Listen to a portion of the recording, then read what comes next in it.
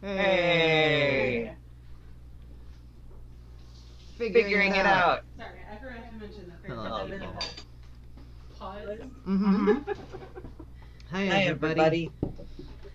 We're in that phase YouTube streaming where we now get to vamp for a minute while I copy the link because for some reason I don't understand what the actual link to this thing is.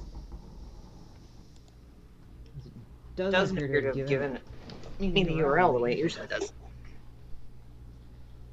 Well, people will find us or they won't. I'm closing all the other tabs. They usually find us. Mm-hmm.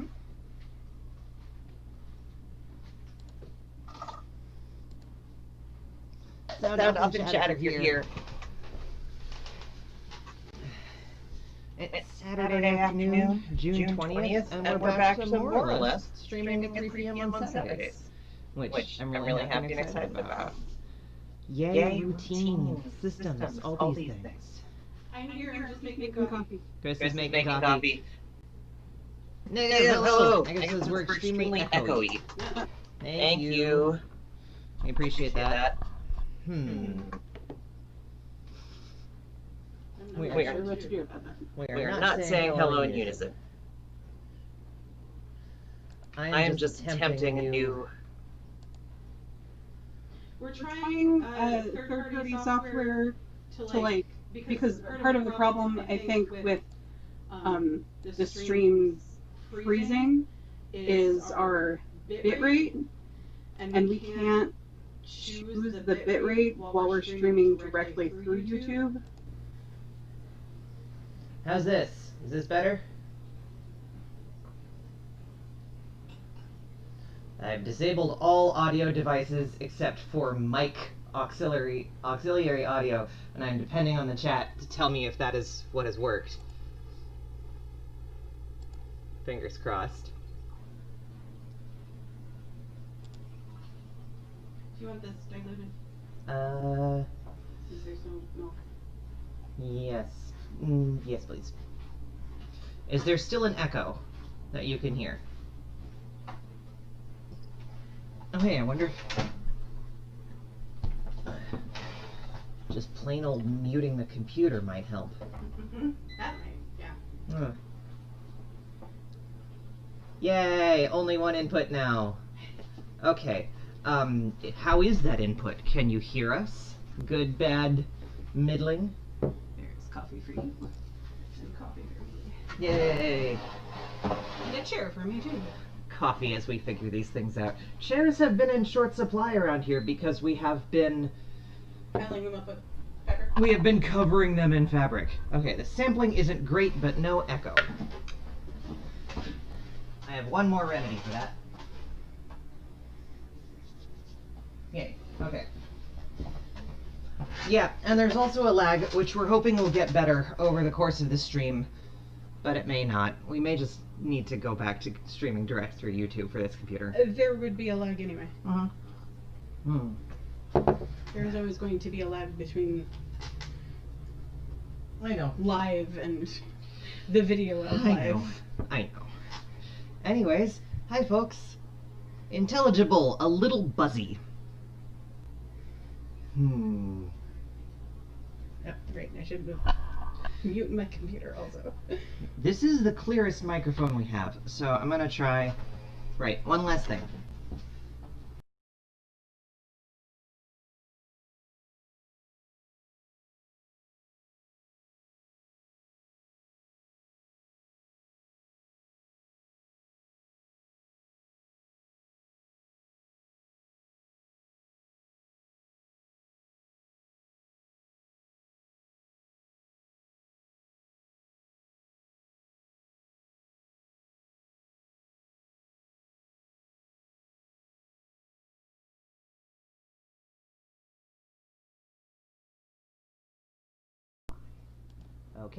Okay.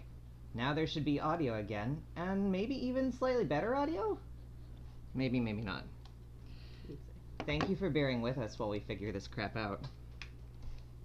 Doesn't help that my mouse has run out of... Wow.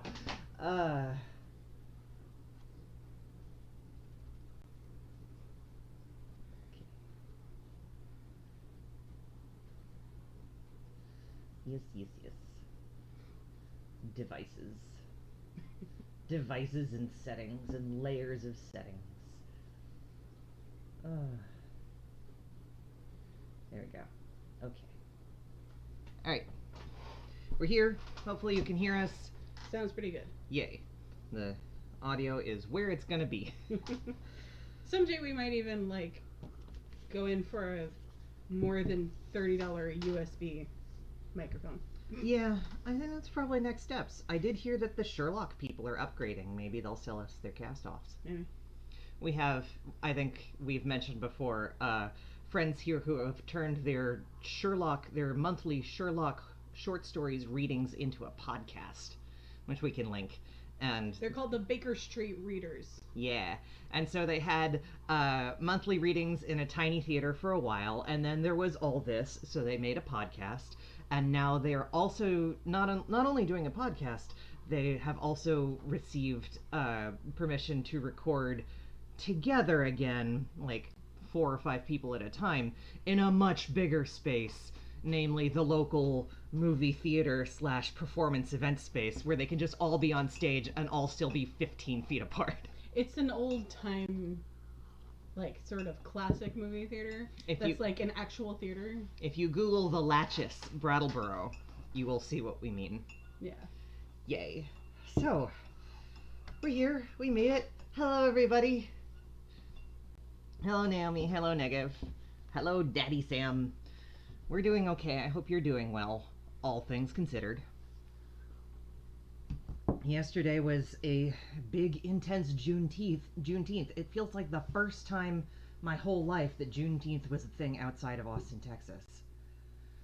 That just everyone was talking about it all of a sudden, instead of just, oh, it's Texas, we're celebrating Juneteenth because we're in Texas.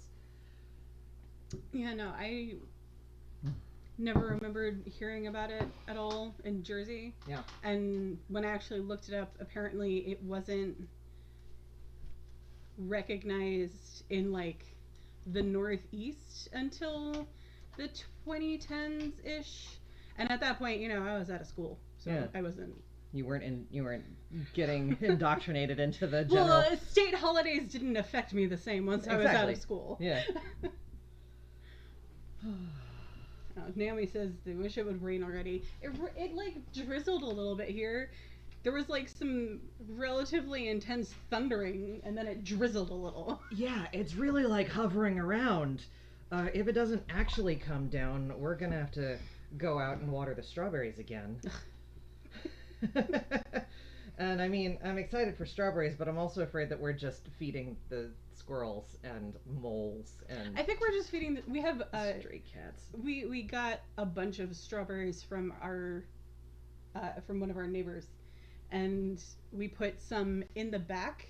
Strawberry plants. Yeah, strawberry plants. Yeah. We put some in the back where we have like fencing to go around the garden, but we also put some in a window box out front under the theory that, like, you could just grab a strawberry on your way to work. But I think those strawberries are being eaten. While they're green. Yeah. Yeah, neighbor friend of ours just put out a call being like, I've culled my strawberry patch. Come anyone, come all.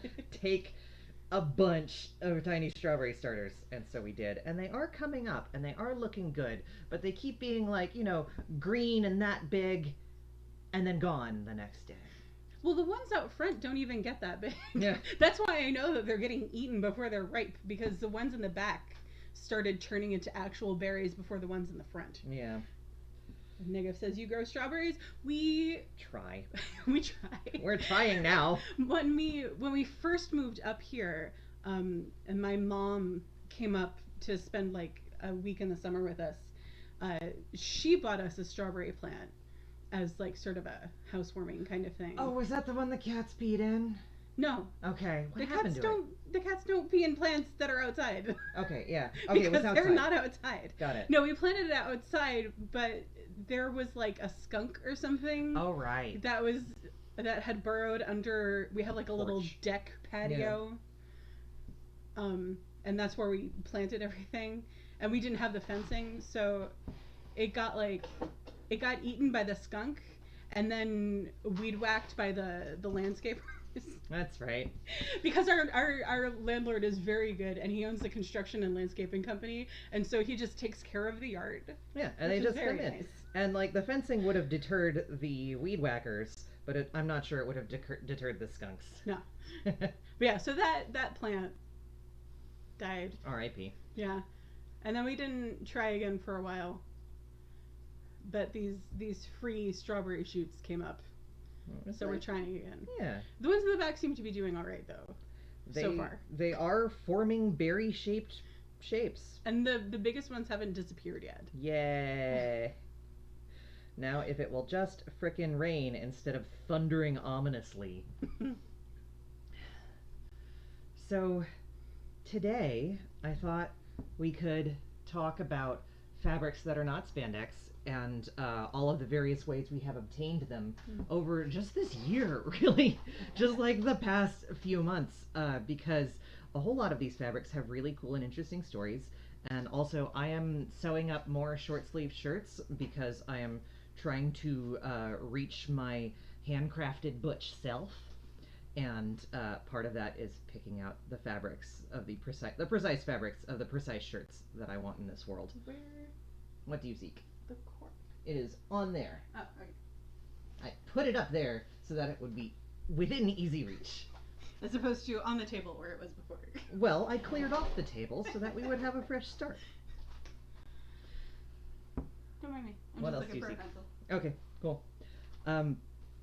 So yeah, I'm making shirts, and Krista is working on a checkbook folder made out of the cork fabric that we got a couple years back, and that has just been sort of sitting around as we figure out interesting things to do for this really cool, essentially a very light leather substitute in function. Negative says short-sleeved button-downs, the trans mask staple. Yes! I mean, also, like, if I'm making my own and I'm making like 3 at a time, then I can mix and match fabrics, and some of them are just going to be like subtle, like, where's this one? Here we go. This shirt pocket has a different fabric as the trim on the top, and I thought that was nice and subtle, and it's like a little sibling reference to a different shirt that's going to happen. But some of them can be like, I'll just do a different fabric for one sleeve, and I'll match it to the pocket on the opposite side, and I'll just go full Mamoru Chiba 90s anime aesthetic where nothing matches and the color blocking is weird and it's fun. Yeah, that's the plan. Anyways. I'm pretty sure his name is Darian, but okay. I grew up watching the Deke dub. I did not watch the Deke dub, but I had a dear friend in high school who told me all about the Deke dub, specifically about the cousins. I mean, look, so yeah, some of the changes they made to character relationships and names were maybe a little weird, but I still stand by that the voice acting was actually excellent most of the time. You know, I don't really disagree. Dubbing has, you know, a long and contentious history, and I certainly was one of those pretentious weebs in high school who absolutely refused every dub and also most subs because I thought I could translate myself better, which was not really true, but I mean, but it made me feel good about myself in high school, and that was something. I don't remember if we watched the later seasons of the original Deke Sailor Moon dub together or not. I don't know that we did. Well, it wasn't Deke at that point. It was Deke had sold it to somebody else, and they were the ones who decided to start having Venus and Jupiter start talking about how things are whack, man. That was bad. That was really bad. And also they got rid of the original Sailor Moon voice actress who was so good, and I'm so sad that she didn't go on to do other things. Yeah. But anyway, I didn't realize at the time that it was not an American cartoon. I just thought that they were bad at doing the mouth animation. I mean, American cartoons at the time were not of such stellar quality that this is exactly out of the realm of I possibility. mean, well, not at the time, but like that were on the air at the time, that were reruns from the 80s, maybe. Right, exactly. It, like, the quality of the animation, and, like, I mean, it obviously was, like, early 90s. Mm-hmm. And it was airing in, like, the late 90s, which at that point you had, like, Ren and Stimpy and, like, Hey Arnold and all of, like, the Nickelodeon stuff.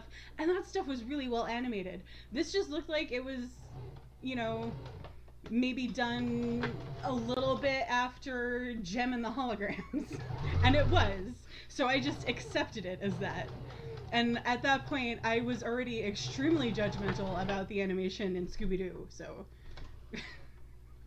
Let me know, by the way, if this is too close to the microphone. This is our guest machine. It is on loan from a friend, and we'll come back to... Did we decide this machine's name is Miles, or was that someone else? No, I think you decided it was Miles. Okay, this is Miles. He's our guest machine. He's relatively stealthy, but he is close to the mic. Can you pass me a pair of scissors? I feel like sure. those paper scissors will probably be fine with this. Yeah. Because it's basically paper. I just lost the cap to my seam ripper scalpel. These are the seam rippers that we use, by the way. I don't remember if we shared this before. But yeah, we use tiny scalpels to tear threads. What I'm doing right now is I am working on the shoulder seam to the left sleeve of this shirt with this really wonderful plaid, and I thought this would be a good one to start talking about because this plaid has such a great story. So when we were first thinking of moving to Vermont, and we stayed in Townsend and we went down to Brattleboro, and we needed a sewing machine because that's our lives. We needed a sewing machine. We went into a fabric store on downtown Brattleboro on Main Street called Delectable Mountain that was full of fine silks and really interestingly sourced things and buttons, just the most beautiful vintage buttons, and God, ancient hats, not ancient, but like vintage and antique hats. Really cool things.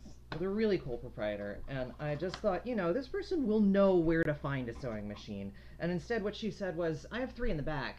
Take one home for a week. See if you like it. It was over the weekend. Yeah, see if you like it. It was like Thursday or Friday. So we're like, you sure? Okay, yeah. Let's do that. She didn't take, like, our names. She didn't take any contact information. She didn't ask for, like, you know, collateral or, you know, $20 just to hold on to it. So we took it and we liked it, and I looked it up on the internet, and I offered her $200 for it, and she said, no, you're paying $180. And that's how we got to be friends with the proprietor of Delectable Mountain. The exact wording was, Eli said, how about 200? And she said, how about 180? Yep. Yep. And that's one of the reasons we moved to Brattleboro, let's be honest. And Delectable Mountain was a Brattleboro Main Street fixture for years. And then around the middle to end of last year, she decided she was closing, which, like, is fine. It's your prerogative to close a store that you've been running for 31... more than that. I think she said 30 years. Yeah, 30 years. So, like, it was sad, but it was also just, like, a really sort of wonderful farewell. We got to go in there. Their last day open was December 31st, 2019. And we went in there like, this is our last chance to get a nice black silk, which I did get for my boxers. And, yeah, Naomi's in chat saying something about sticker shock. Mm-hmm. It was expensive. It was expensive stuff. Yeah, she definitely clearly catered to more, like, bridal. Yeah. She does a lot of really nice cotton, a lot of silks, a lot of, a couple of times Krista got lengths of fabric to hem and turn into scarves for, like, Mother's Day presents. Like, nice. That was during the sale, though. That was during the closing sale. And then there in the corner, I mean, I always liked her shirting cotton, everything that she had for shirts. But when we went in there the last week that it was open, all of the cotton had been cleaned out, except in the corner there was this pack of green and blue plaid with a paper wrapper around it that was yellowed, and it was in a package. And the paper wrapper showed, here's the things you can make with this fabric. You can make a shirt or a dress or a skirt for your children. And it was like the paper wrapper dated this fabric and its little shirt making kit to 1953. And Delectable Mountain had somehow gotten their hold on this just pack of 2.5 yards, I think, of cotton from 1953 that had never been unwrapped. And I still have there it is.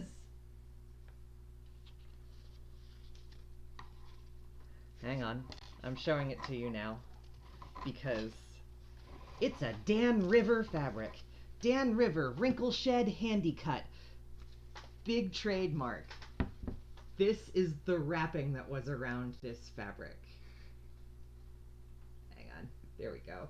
For the home dressmaker. I'm keeping this and I'm putting it in a scrapbook because it is flipping stunning to me. You can make a dress. You'll love it. You can make a child's dress. She'll adore it. You can make a sports shirt. He'll adore you. Anyways, I'm making a shirt for me. Oh, I just want to clarify. She closed the storefront. She is still being a fabric supplier.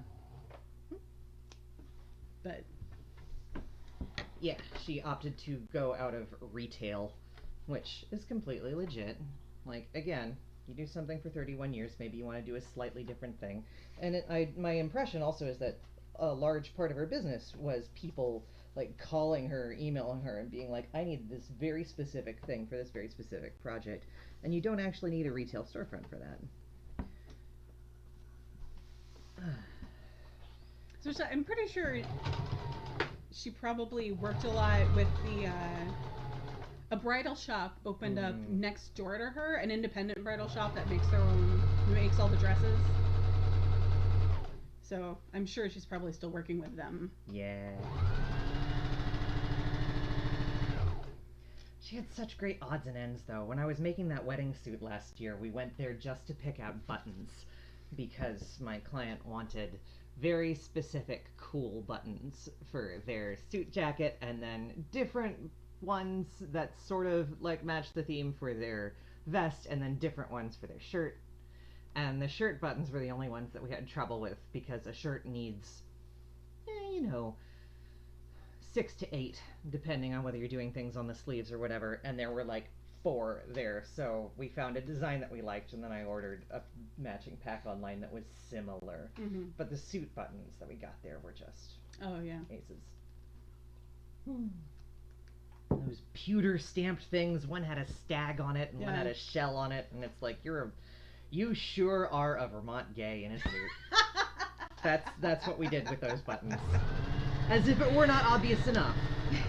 With everything else I did with that suit, which was essentially, I am a Vermont gay in a suit. To be fair, I'm pretty sure they grew up in Maine. Okay, a Vermont/Maine gay. Like, the seashell was clearly like a Maine thing. Like, if anything, that's just more on point. I agree. Okay, so I've done this thing where I've put a sleeve on. Here's the shirt as it looks right now, and I get to sew the side seams down now, I think. I'm not actually, I have a pattern for this, but I'm not actually working from any instructions.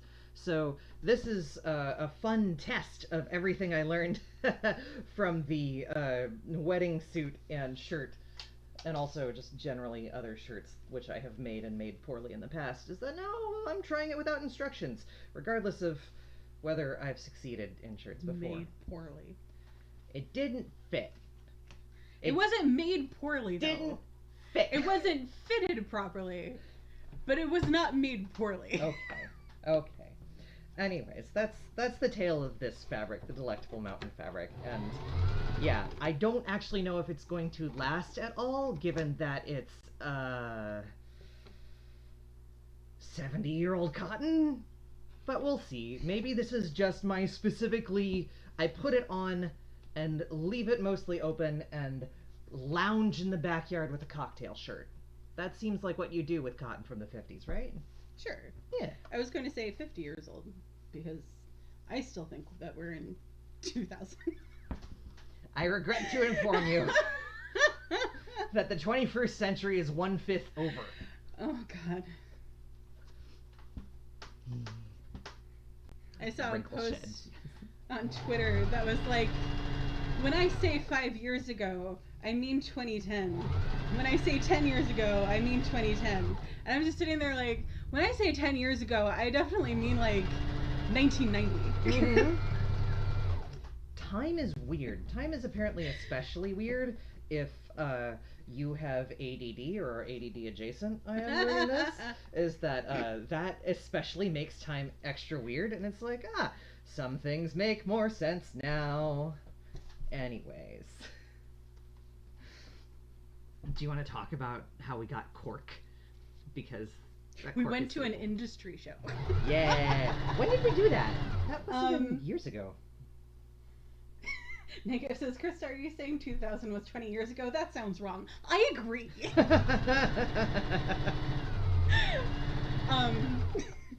Yeah. So this is only one of the different corks that we have.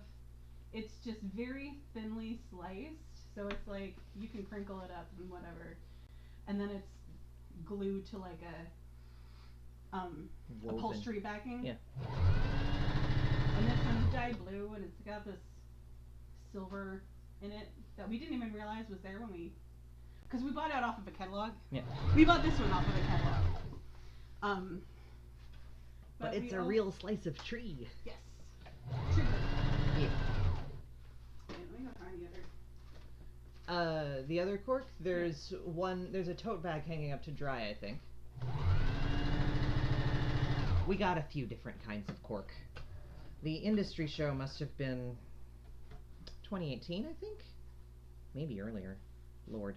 Oh dear. Some tension has gone wrong here. Miles, what's your trouble? Why has your tension gone wrong just now when you were doing so well before? Were you doing so well before, or did I just... Sorry, talking to the machine. Carry on. I can't find it. But the other cork that we have is just, brown cork. Some of it is marbled. I think some of it is more like striated like this stuff is. We also had some that was brown but with like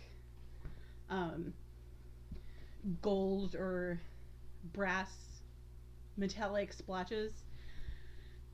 But that was when we were helping Mom move out.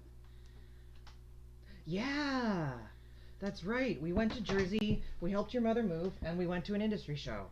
Lord, that was an interesting trip. They just happened to coincide. Yeah. My mother moved out of the house that we lived in since 6 months after I was born in 1985. Yeah, we said then 33 years. So yeah, that must have been 2018. Yeah. Yeah, sorry, I just dated you. Yeah, no, it's okay. I'm old. I already dated myself. Why do you suddenly need more attention? You need to be rethreaded. Sorry, go ahead.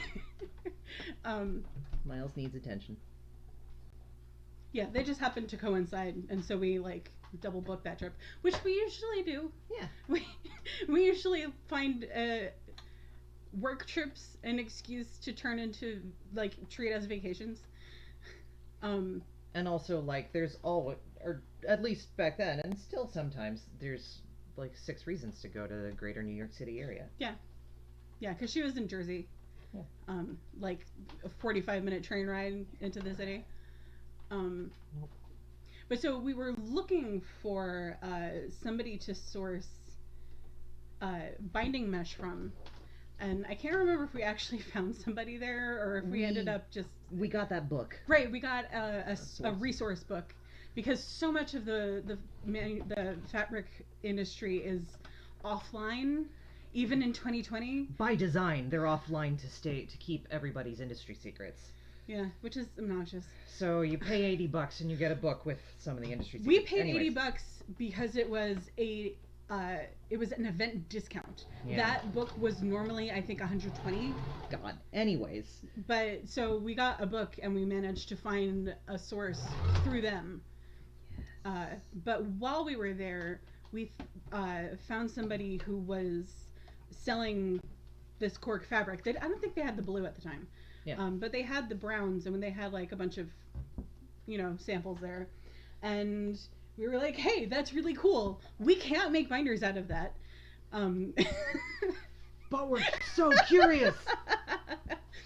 But, and they had like pictures of stuff that people had made, and there were like sneakers and clothes and yeah, so we got their contact information, and we ended up just ordering a roll, and we left that day with a book to look through to find stuff that we actually needed for business, and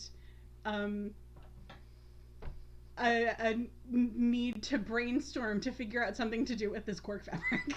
You know how when you're going around the fabric store and you're like, ooh, that's pretty, maybe I can make something with it.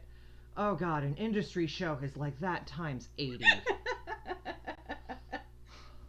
But also it's kind of intimidating because they you can't just buy stuff. You have to go through this whole process of getting samples, and of course you have to pay for the samples, which I get that.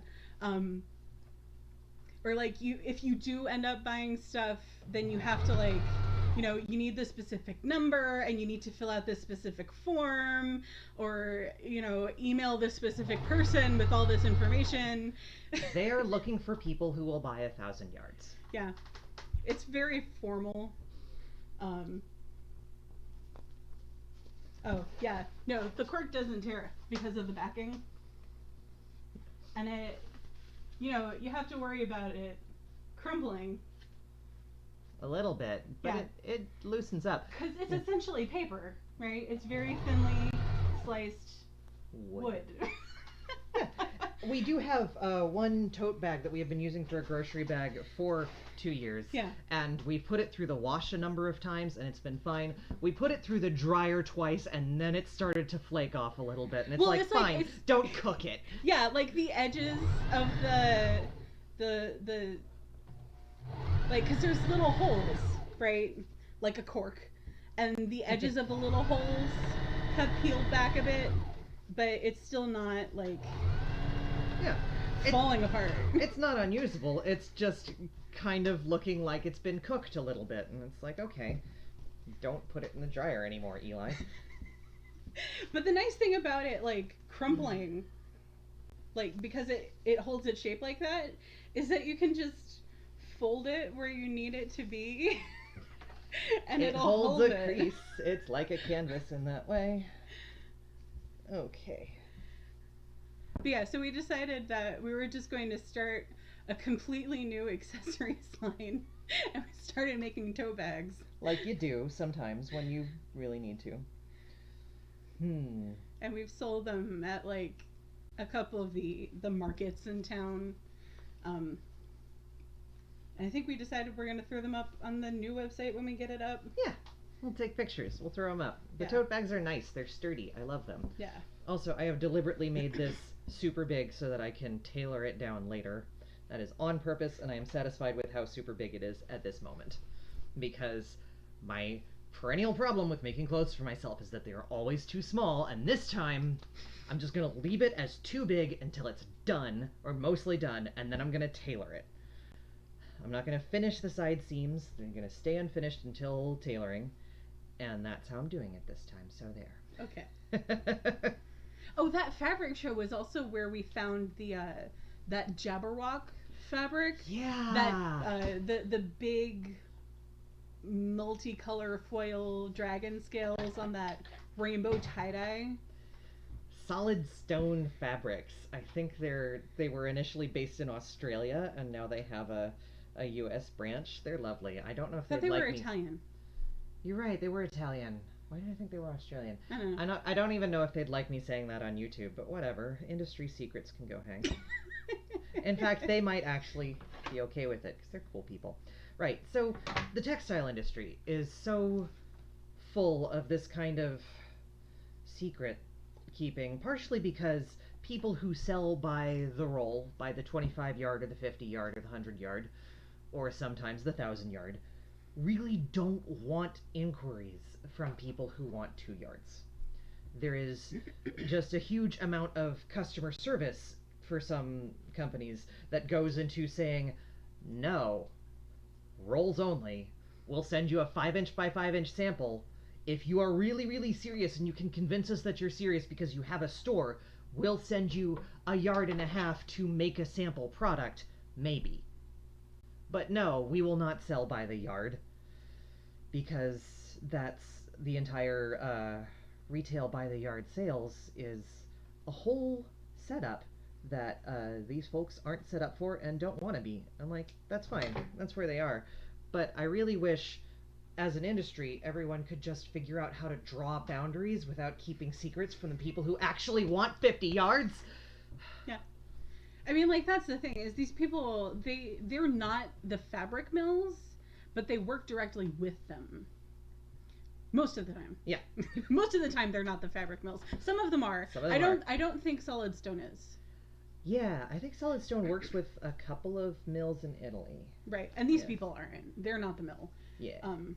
But like, I mean, mill in that case is kind of weird because they're not even, that is not a milled fabric in that sense. They bought the woven cotton, or not woven cotton, but woven canvas, and then whatever's happening with thinly sliced cork being glued onto it, I don't think you can call that milling. well, regardless, they're not on the manufacturing end. Yeah. I have a feeling that that's at least partially because most of the mills are in like either Europe or Asia, and so these companies are mostly based in the US and they're there for translating purposes. Yeah. Translating, handling all of the customs and tariff stuff. Boy howdy, when the tariff war went down last year, all of those fabric brokers were working overtime trying to figure out what the hell they could do to get fabric to the places in the US that wanted fabric. Hi. But yeah, so there's, it's not practical for a mill or a factory to make 2 yards of a fabric. It's just not cost efficient. It doesn't, 2 yards of fabric isn't going to offset the cost of running the machines. Yep. Or, staffing the entire factory. So they want huge bulk orders, usually in the several 1,000-yard range, depending on the mill. A lot is what it's called, a lot of fabric. And the mill that we currently work with in Rhode Island, who I love dearly and don't know if they'd want me divulging, actually. I should ask. Anyways, they do a lot of 1,500 yards, and they will do a half lot of 750. And that's what we got, was a half lot of 750. And it's like, that's the minimum? Okay, we'll take out a loan and do it so that we can have what we need. But I feel like there's definitely, because we had been through that discussion before with other places, and I feel like other places definitely had a much larger minimum order. Well, when the tariff war came down, the factory in China that we had attempted to work with before turned their minimum from 1,000 to 6,000 to cover tariff costs. So yeah, it changes, and it changes based on everyone's needs and what they're doing. We've gotten into stretch fabric. Which is fine. But I wanted to talk about both non-stretch fabric and things that people who are not running clothing companies, or who are not running, like, clothing companies with separate studio space can do. I also need a Kleenex. Do you see one anywhere? I'm stuck back here, by the way, in between these fabric racks. Thank you. And the microphone cord. I'm just trapped. But yes, my point was that the in-betweeners, jobbers. Yes, they can generally get or work with a lower minimum order, but it still is a fairly large, like compared to just stopping in at Joann's. Jobbers typically sell by the roll, which will be between 30 and 90 Well, yards. no, I mean like the people who were, say, at that Fabric Expo. Yeah, they were jobbers. Not all of them were jobbers. Not all of them. Yeah, some of them were. Yeah. But yeah, that's all. By the roll also is a very typical sale for knitted fabrics, for spandex and jersey and anything that had to be milled in a factory with knitting machines. When you have woven fabrics or woven and dyed fabrics like these cottons, it's much more often by the bolt than by the roll. And this is a bolt. This is not a full bolt because we've already cut some cotton off of it. But the difference between a bolt and a roll is that a roll will be around 50 yards, give or take, and a bolt will be oftentimes around 10 to 25. And so this is part of how quilting has really shaped the cotton textile industry in the States, is that people will buy bolts of fabric so that they can do a quilt and not a roll. We got those 2 bolts and a few more. Can you hold the purple one? Yep. I'm going to show these off. We got these for mask making purposes so that when our new website comes up, yes, a new website is coming. When our new website comes up, we will get to sell masks that have specific, your choice of fabric on the front. And we picked out a few that we thought would be good, and those are 2 of them. And we got those bolts in collaboration with a friend, Allison Went of Warp and Weft in town, who does like amazing clothing and baby clothes and kids clothes a lot of the time, and just custom made really cool shit. Had an account with a fabric seller, and we collaborated. We shared an order essentially so that we could meet that order minimum. And this is something that I would really like to do more of in general, is make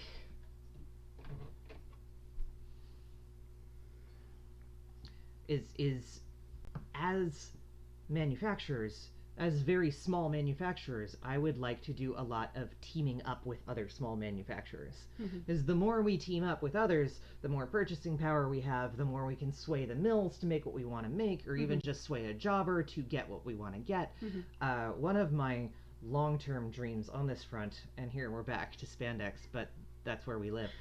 One of my long-term dreams on this front is to team up with other makers of shapewear and athletic wear and sports bras, and just get a mill to make a single giant lot of 6,000 yards of power net in brown. Like, ideally, several half lots in 4 or 5 different browns. Of like medium browns. Yeah. Because right now, like I was renting I a will bit. take dark browns too. There are no dark browns. No, they're out. They're out. I know. I know the dark brown you're thinking of. They're out. We need brown skin tone power net. We need it badly. I know exactly. They're out.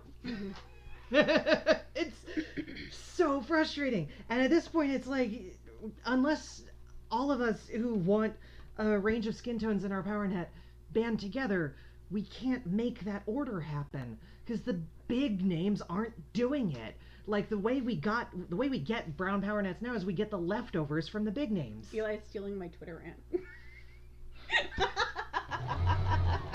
I forgot that you did a Twitter rant on this. I mean, it was a 1 tweet long Twitter rant.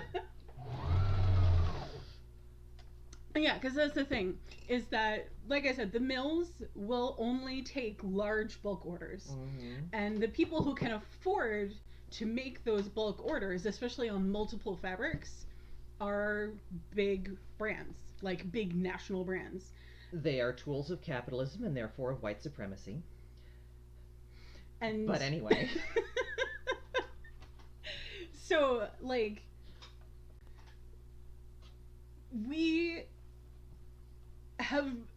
I think we've done a relatively good job finding as many different browns and tans as we possibly can, but we can't, like,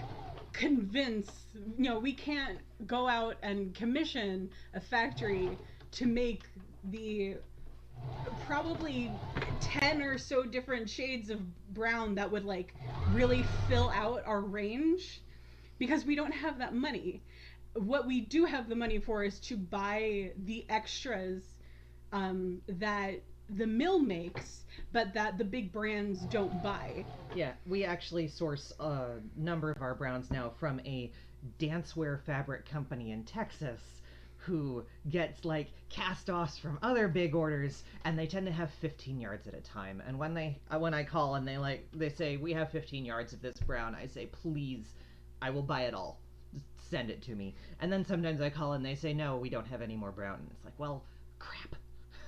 Because there's no way forward from there except to say, okay, who makes this brown and what is their minimum? Oh, their minimum is 1,000 yards at $11 a yard? Okay. Do we have $11,000? No, we can afford at most 50 yards at a time.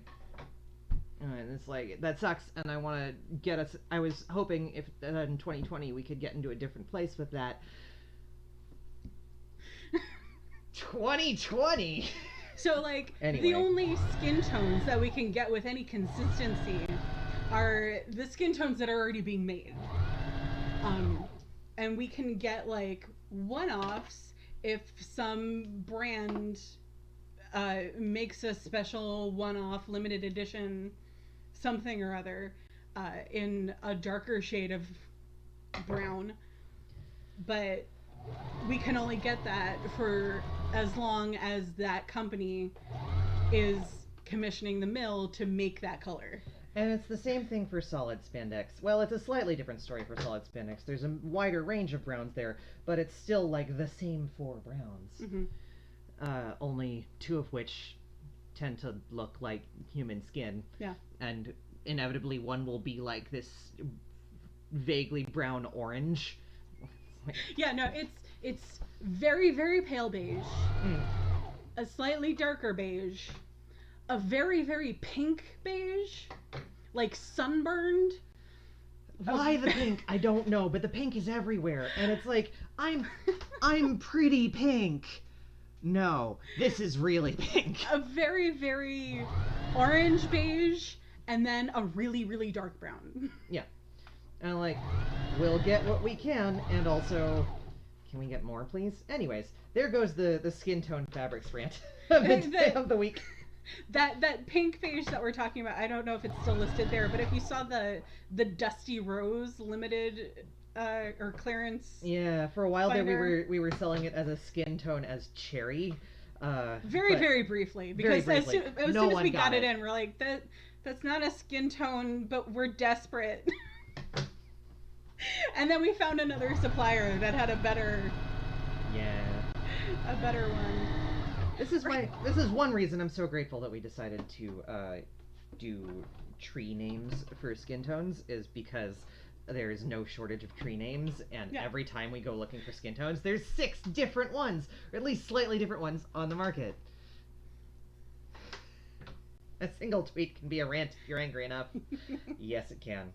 But yeah, that wandered off topic from cotton again. Oh, yeah, well. No, I saw there was I guess an owner of a lingerie store, or possibly just worked there. I'm pretty sure it was an owner, talking about how, bigger brands not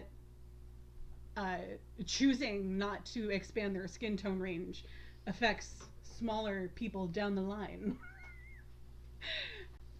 It's Like, very... no matter how much that specific lingerie store wants to get more more of a skin tone range in, they can't, because the people actually making the bras aren't doing it. It's very much an ecosystem, and we are very much small fish.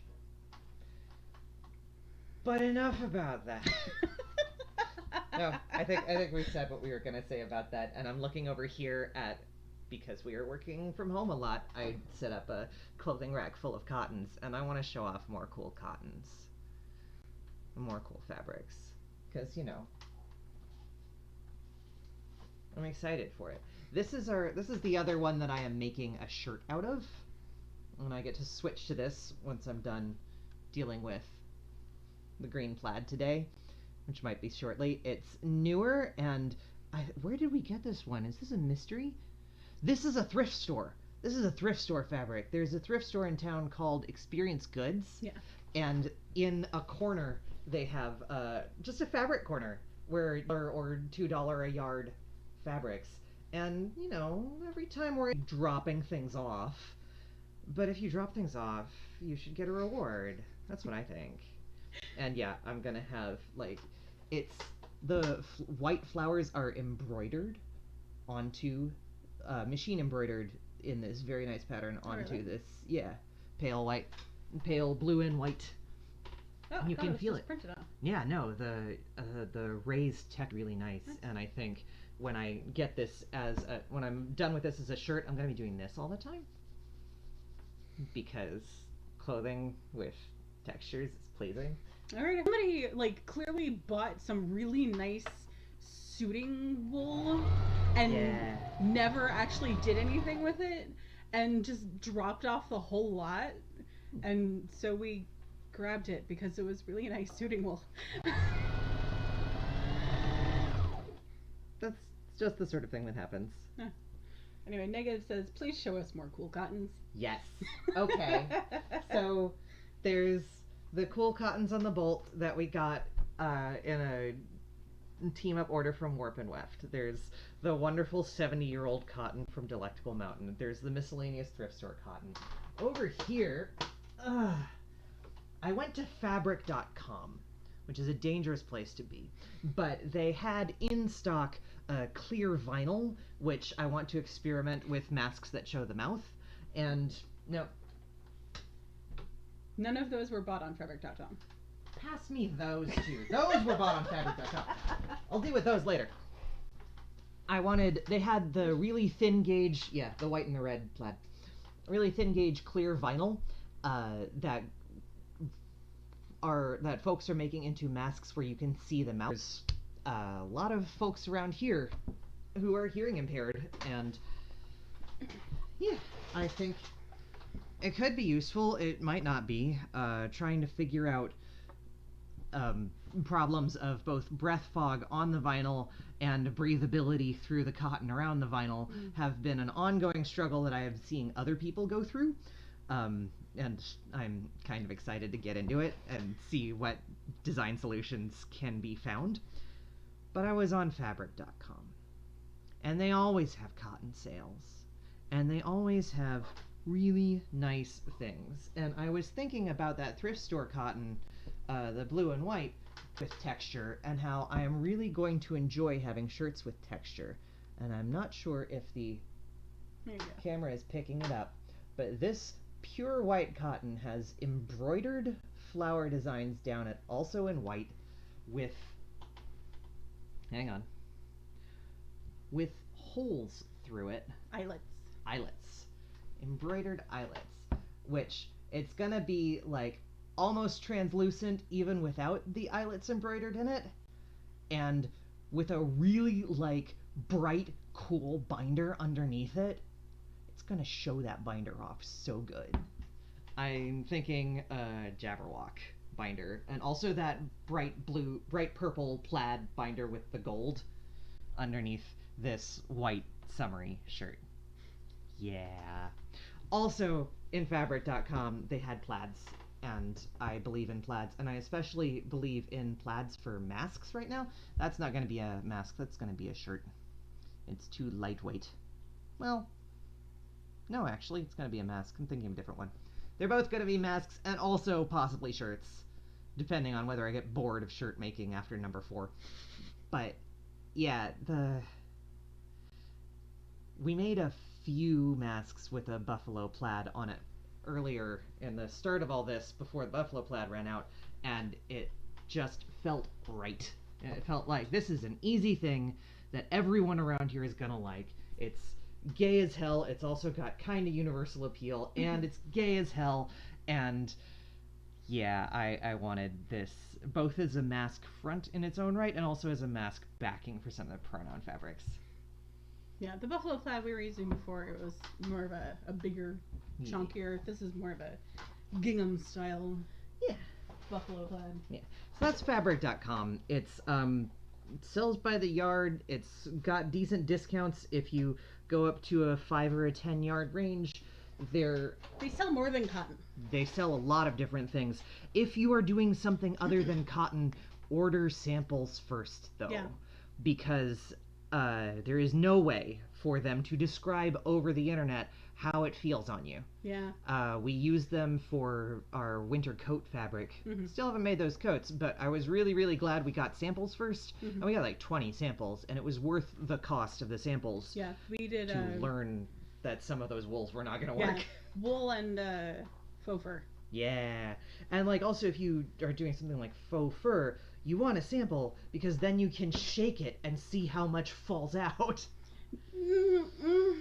Or no, like because how it feels. there's stuff is going to fall out anyway. Sure. Because of just what happens when you cut it. Sure, but like to a greater or lesser extent, and also like how it feels when you pet it. It's more about the texture because like Does it some feel faux sticky? furs feel like a cheap carnival toy, but some of them are like that microfiber texture.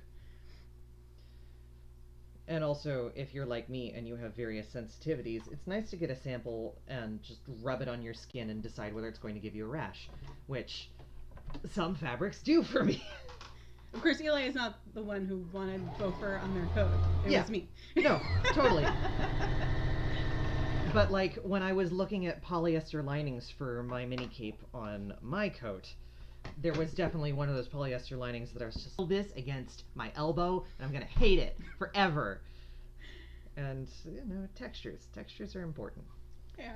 I think I might be done with this for now because we don't have straight pins here because I took them all to the mill to clean them, and I'm going to need pins. Well, it's just as well. You're supposed to be showing off cotton. Yeah.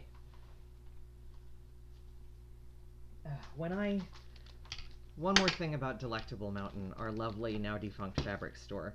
When I went there on the last 2 days, and I got this, and I said, I'm going to make a shirt, I went to their amazing button collection and got a whole bunch of really, really cute buttons that will contrast nicely with the shirt. And I got one set of buttons for the center, 2 tiny oval buttons for the sleeves, and I brought them to the front and I said, yep, shirt. And she looked at me and said, so few people come in here with a project.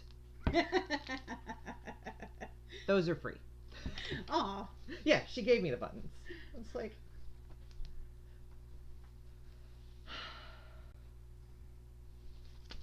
Delectable Mountain was great. Yes, they were expensive, and also they were great. They were expensive. I felt like they were expensive in the way we as shapeshifters are expensive. Yeah. They charged fair prices for what they were doing, which was a lot of things. What is this from? Frank's. Frank's! Right.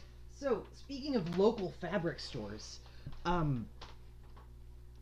not quite as local, a 45-minute drive up the road and across the border into New Hampshire. Look, if Burlington is technically local. It's not. Local. Well, it's not. Burlington is 3 hours away from us. Claremont, New Hampshire is 45 minutes away, north and across the river, which everyone calls Frank's Fabrics because it's full of fabric, but the store is called Frank's Bargain Center, and you can go in there and drop 50 bucks and come out with your arms full of fabric. And that's where we went in round 1 of mask making to get a whole bunch of cotton. Yep.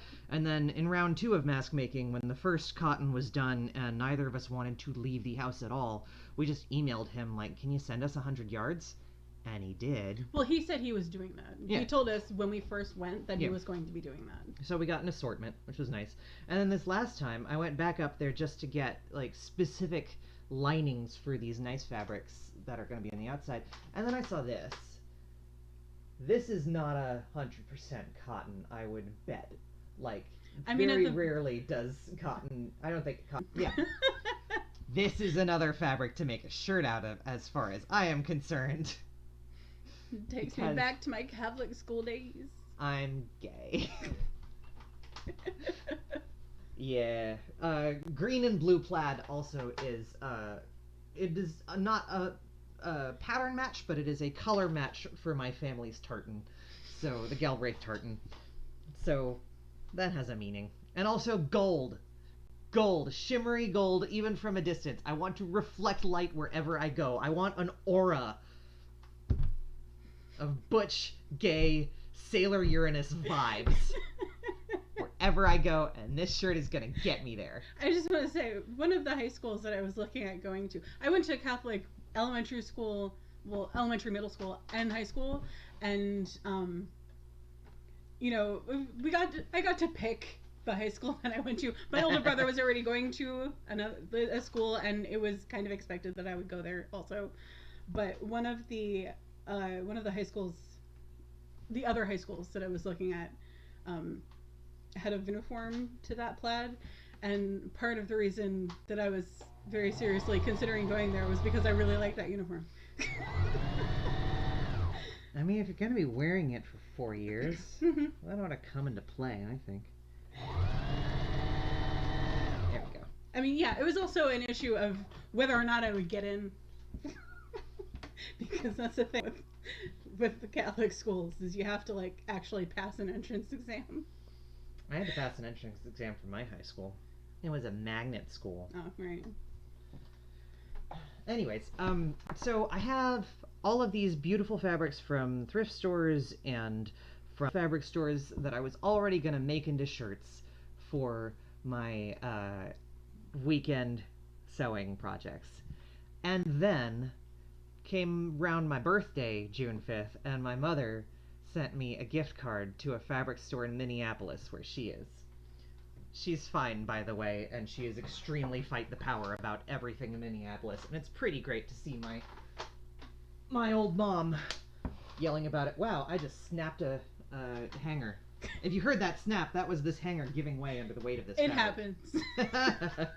We bring extra hangers to events just because those hangers snap with a little too much. Yep, a little too much torque. Yeah. Anyways, Mom sent me a gift card to this really cute fabric store that is mostly quilting and I think all cottons. And because it's mostly a quilter store, also it had a whole bunch of really cute fabric prints specifically for people who sew. So here is cotton that just has I want to get a little bit closer. sewing machines covered in flowers. What was the name of this store? It was the store? I don't remember. something and something. Not Slice and Pint. That's the caterers. I don't remember. It's not Cut and Sew. Whatever. It'll come back. It'll come to me. Or you'll find out. But yeah, I got this nice one, which I'm not sure quite is a shirt fabric anymore because of the size of the print. It's big, but I'm not sure what else. Well, I thought you were gonna cut out one of those squares, one of those blocks, and turn it into a mask. Yeah, there's gonna be one that's just like there's a sewing machine right here on the face, and it might work as a mask print, as a shirt print, but it's very big. And honestly, I'm also thinking about making shorts. It's got enough weight to it, this one, that I could turn into a light pair of summer shorts. Knit and bolt. Knit and bolt. And then there's this. I hope y'all can see that amongst all of these interesting curlicues, those are measuring tapes. It is just a print that will cover me in measuring tapes. You may recall that when we go to events, I always have 6 measuring tapes on me at all times, and so this is going to be a shirt that when, God willing, events happen again... They will. Someday. I will be covered in measuring tape! It's going to be so great! Really excited for this shirt specifically. Just measuring tape all over, everywhere. And also, like, from a distance, it kind of... I mean, it looks very floral. Yeah, it's just sort of a damask. Yeah. Yeah. And so it's only when you get up close that you're like, ah, this person sews. Yeah. And they also have them in different colorways. Yeah. Like the one that I really liked, but it wasn't my gift card, and so it wasn't my choice. There were like pinks and blues on it and greens, but that's just me. Come on, you. It was a little bit more contrasting. Yeah. So I'm gonna slide these on here. Whee. And then it's time to talk about Swanson Fabrics. Speaking of local fabric stores, really, quilting country is... Textile makers are amazing people, and the quilting and crafting and general textile craft in this country is stunning, and I think it's a cultural resource that is constantly overlooked. And as Exhibit D in this TED Talk, I want to bring up the newly created Swanson Fabrics. This is a fabric store down across the border in Massachusetts, right in Greenfield, Massachusetts from us, that is not yet officially open. This is someone who has made costumes, who comes from a family of people making costumes, and who has friends who have made costumes, and who recently obtained a fabric collection from a costume maker in the 80s and 90s who did costumes for big performances, who did them for Whitney Houston at one point, She was based who did in New backup Jersey, dancers. Yeah. A New Jersey. Didn't know Whitney Houston was from Newark, New Jersey. A New Jersey-based costumer who did backup dancer work, so had like loads of fabric, because when you're doing for backup dancers, you are making the same thing or similarly themed things 20 times. This person sold her fabric collection to Swanson's Fabrics in Greenfield, who is now selling by appointment in order to make a fabric store happen. And we got a crack at this collection of 80s to 90s backup dancer costume wear. I got a crack at this collection last weekend. I have not been going out still. Yeah. I got a crack at this collection last weekend, and it was like spread out over the owner's backyard on tarps, open air. I had a private 30-minute appointment. We were masked. We stayed 10 feet apart. It was like a Candyland fabric store experience, and also there was no one around me, and it was in the open air. Really good. It was really nice. And oh my gosh, there were so many cool fabrics there. It was so good. There was some of them were for masks. Some of them were, okay, this is 100% cotton and fall will come eventually and then we'll have a fabric for a mask. Fine. That was neat. I got some mask fabric, sure. Some of them were cotton rayon blends, which may or may not be okay for masks. We don't know yet. Materials testing is ongoing. It also looks like it's kind of thin. It is kind of thin. I'm basically gonna... She gave this to me for free so that I could send it to our materials tester. Because she's also very interested in materials testing thin cotton rayon blends and how much they actually filter. But it's a nice print. And then there was just, like... This is a fleece. This is the softest fleece I have ever touched in my life. It's delightful. I'm gonna, like, make a muff for winter and line it with this. It's a cloud, that is. Some of it was, oh, here's some pinstripe suiting. Can you see pinstripes? Well, I'm going to take all this off the hanger before I snap another hanger. Some of it is just really nice, good-looking pinstripes. And I think I want pinstripe shorts, because that's what I want out of my life these days, is fine-ass fabric used for my purposes and not for... Are they going to be cuffed? Maybe. I think they should be. Yeah, I think so. I think that's a look. Okay. Yeah. There was this lining fabric that's super soft and silky. And there was this, also a synthetic, and also gonna be shorts, because it's got cool flowers on it and cute shit. Gonna draft and make some shorts.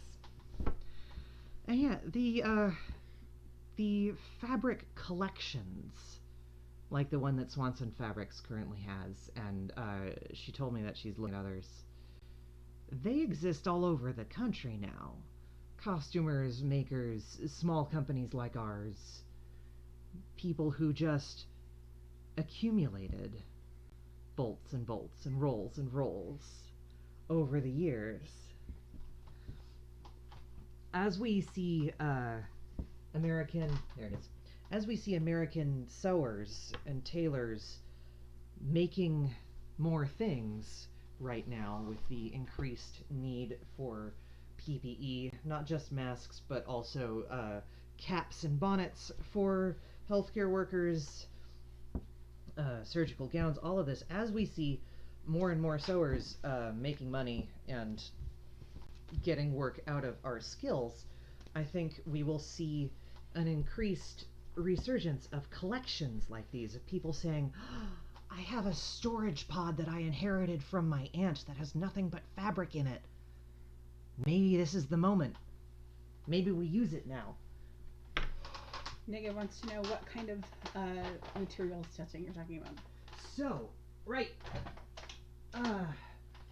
Somewhere around in March near the start of this, there was an extremely active Facebook group that was open source COVID materials, where people were sharing things like 3D printed models and mask stuff and gown stuff, and then someone posted on there saying, hey, I have a materials testing lab that I have access to. Here's a spreadsheet where I have been bombarding various materials with whatever it is, 3 micron sized particles of the same size as the coronavirus, and recording how many of those particles get through. Here's the spreadsheet. Here's every material test that I did. I did it 10 times. Here's the average. Here's the max min. And I emailed that person and said, hey, I'm making masks, and I'm also looking at spandex gaiters from this this pattern that Spoonflower put out, and can you test my materials? And she responded, yes, I can do that. And I, within a couple weeks, had spreadsheet results, and I still need to, like, link those to people and send it out, and otherwise do things with these results other than be extremely encouraged that 2 layers of cotton seem to work very well, and 2 layers of spandex also seem to work surprisingly well. Mm-hmm. Yeah, I gotta actually share these results in ways that make sense and are useful. All part of building the new website has been a lot of this. I put it in the things to put in the mask fac. Yeah, there's a really cool materials tester who, again, this is not like peer-reviewed, official, published science. This is one person with a lab and a spreadsheet and fairly good record keeping, to the point and that I trust the results. It's nice to see. It's nice to see someone just doing what they can, even if it does not meet the rigorous requirements of publishing. Mm-hmm. Yeah. And yeah, it is a testing of filtration. So there's particle size, and it's different size particles are thrown. The machine throws particles at the filter, whether that's 2 layers of cotton or 2 layers of spandex, or she tested like 1 million things. It was really cool, this huge spreadsheet, and then recorded what got through. Yeah. strength and elasticity testing certainly are done, usually at the fabric mill stage, when fabrics are being manufactured, especially for sportswear and things like PowerNet. When we ordered our first big order of PowerNet from the mill in Rhode Island, they sent me a strength and elasticity test and the results of that, which was kind of cool to see. Like, you did this test to make sure that your machines were calibrated properly and doing the thing before you made 750 more yards of it. Here is the initial test, and I had to sign off on that, and like, I approved these test results before they made 750 yards, and that was pretty cool. I had to like look up a million things to be confident of what I was signing. Right, because we figured out that was the only real way we could guarantee that the PowerNet we were getting was actually the strength that we needed. Because like, I don't know, we've said it before, like in various different places, the word PowerNet can mean a really wide array of completely different things, and the stuff that we use as the base of our binders and sports bras is a certain grade of PowerNet. There's a number attached to it. I don't remember what it is offhand. A weight. Yeah, a weight. Yeah.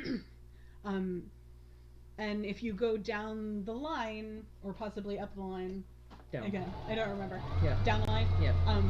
You have something that's like stretchy, but it won't. There's no structure to it, so it's really just for, you know.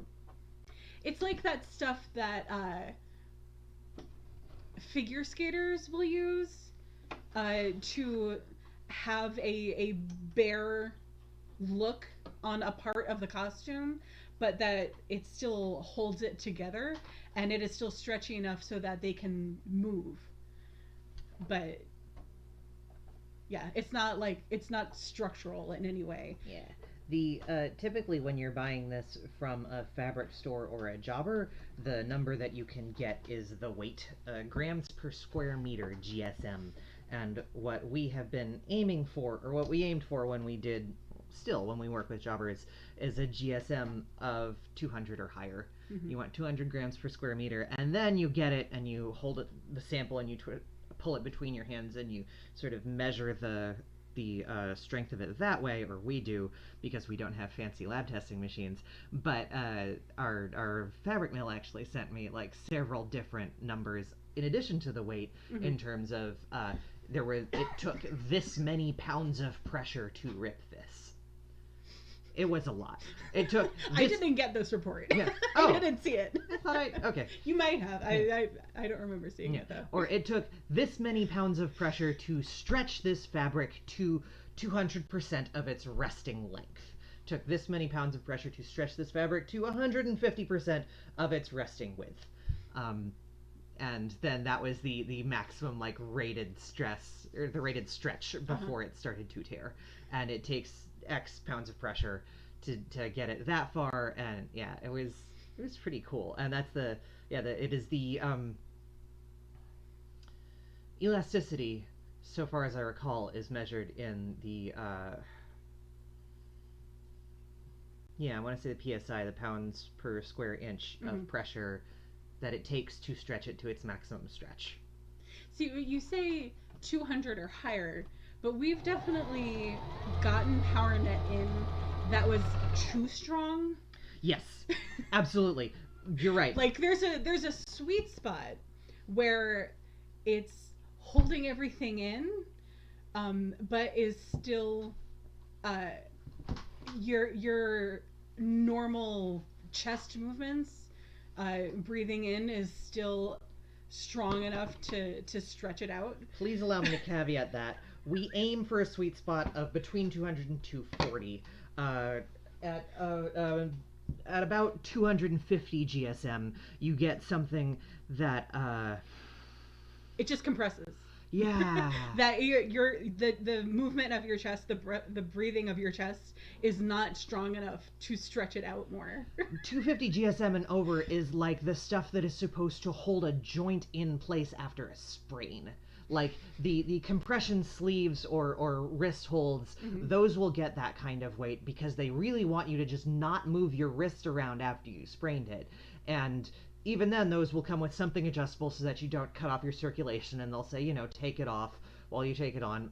But imagine wrapping a wrist brace around your chest, and you'll get why we don't want above 240 GSM. Like at that point, right, the elasticity of the fabric is really just so that it can conform to whatever you're putting it on, but the elasticity is not really the function of it.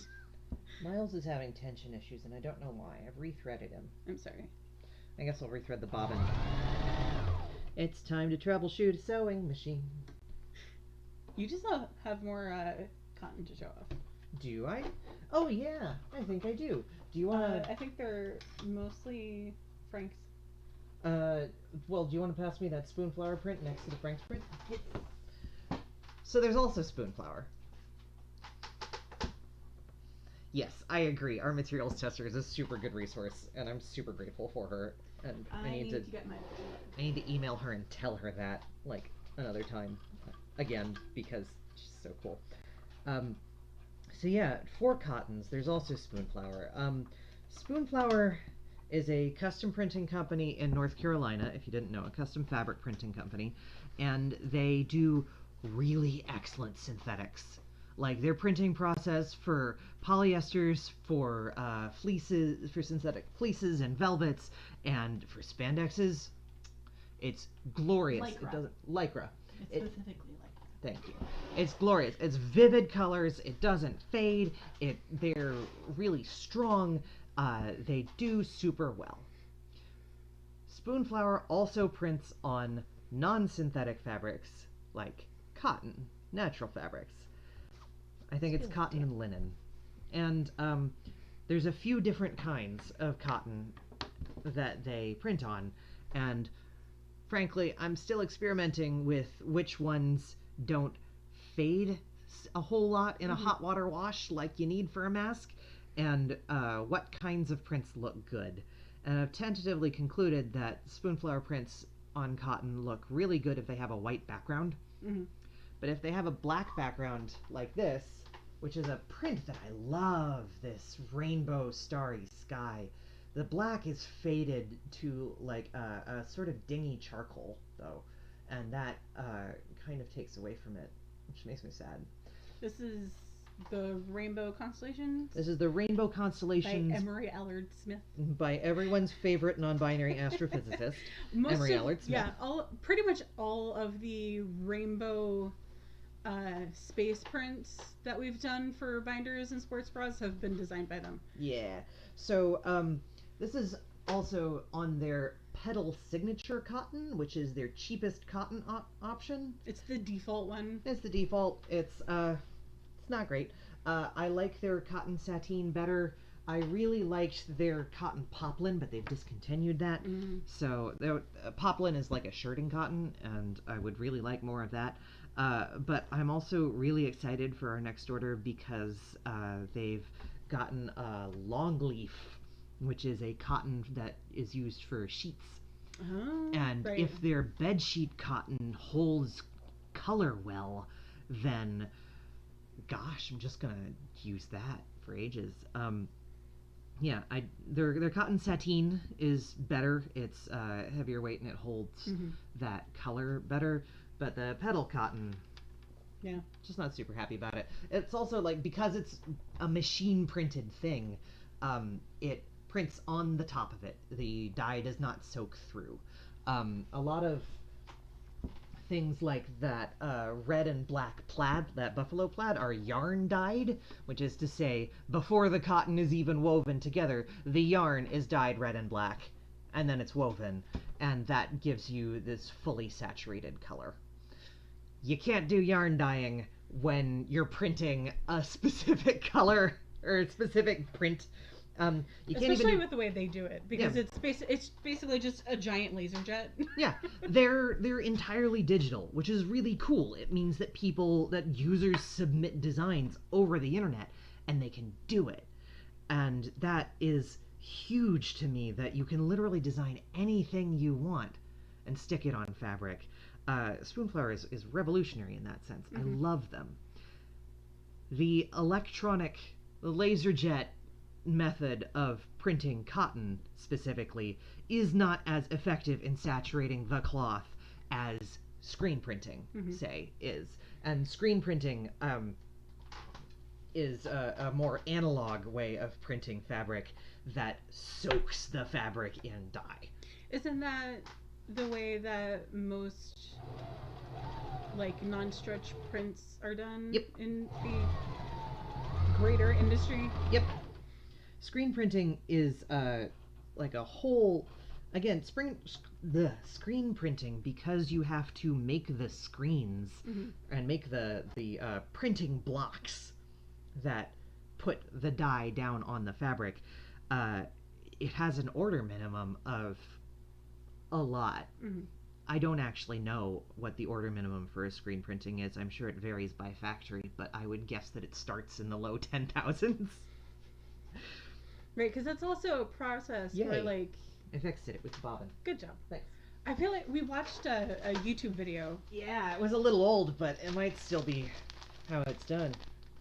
Yeah, they, like, brought things down the line in chunks. I mean, you know, it was all one big piece. But, like, it stopped under one screen, and they did one color. And then it stopped under the next screen and did another color. If you know how woodblock printing works, it was that on a large scale. I mean, like, maybe that's how all screen printing works. I actually don't know. No, I think it is. It's just that was on a much larger scale. Yeah. And so it's like, you know, every new section of fabric gets the one section done at a time, and so it builds the print up from the bottom. Yeah. And so by the time you get to the very last one, which is usually like the darker colors, you know, you start out with the lighter colors and end with the darker colors. And now I move my coffee away from all the fabric. Then you have a full print. Yeah. It's really cool. We should link that YouTube in the description of this. I remember what it was. Yes, it's like book digital versus offset. It's very much like that. That the mechanical stuff does work better, but the digital stuff allows for user submissions and an incredible flexibility in the content. What's the scissors? Thank you. Yes, it is very similar, I think, from what I know of book printing. That we're looking at like a difference in digitizing the means of production. Does democratize it, but the technology is not as good yet. It puts me in mind also of that scene in Newsies where they find an old printing press in the basement, and so they print their own newspaper. Seizing the means of production is the crucial point of getting your content into a physical state. And yeah, one of the really cool freaking things about Spoonflower also is that they will literally print whatever you design. Mostly. Like, okay, no, I shouldn't say that. Not whatever you design. They do run afoul of copyright laws. Yes. Yes. So they Absolutely. won't, like, okay, they will do a one-off printing of something that is under copyright because you designed it, and so you're buying it for yourself. You are just asking them to print this thing for you. Yep. But they also have a marketplace where you can put your design up for sale and other people can buy yards of your design for themselves. They will not do that. Yeah. Like Dr. Emery Allard Smith, who made that incredible Rainbow Constellations print and a million other beautiful space prints, sells on the marketplace, and we buy from their store on the marketplace. And if anyone were to steal their designs, I'd be first in line to report it. But I mean, mostly what I'm talking about is like, so one of the very first